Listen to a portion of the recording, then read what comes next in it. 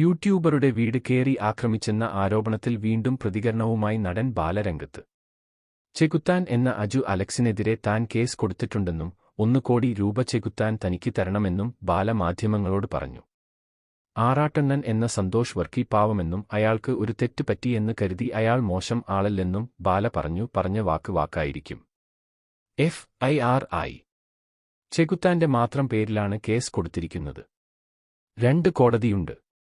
ഒരു കോടതി നിയമം, ഒരു കോടതി എന്റെ മനസാക്ഷി.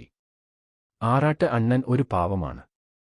പക്ഷേ അദ്ദേഹത്തിന്റെ വാക്കുകൾ വളരെ മോശമായിരുന്നു. പക്ഷേ എന്റെ സ്നേഹം ഒരു തുള്ളി പോലും മാറിയിട്ടില്ല. സന്തോഷ് വർക്കി കൂടെയുണ്ടാകും.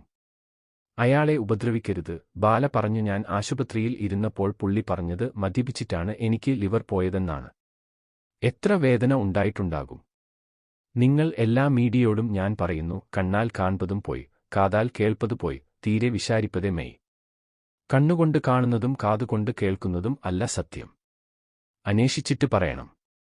അതിനുള്ള സമയം ആർക്കുമില്ല. ലിവർ പ്ലാന്റേഷന്റെ മുൻപ് കള്ളു കുടിച്ചിരുന്നു. അതുകൊണ്ടാണോ എന്റെ ലിവർ ഇങ്ങനെ ആയത്? സത്യമായിട്ടും അങ്ങനെ അല്ല. അതിന് പിറകിൽ ഒരുപാട് കഥകളുണ്ട്, ബാല കൂട്ടിച്ചേർത്തു.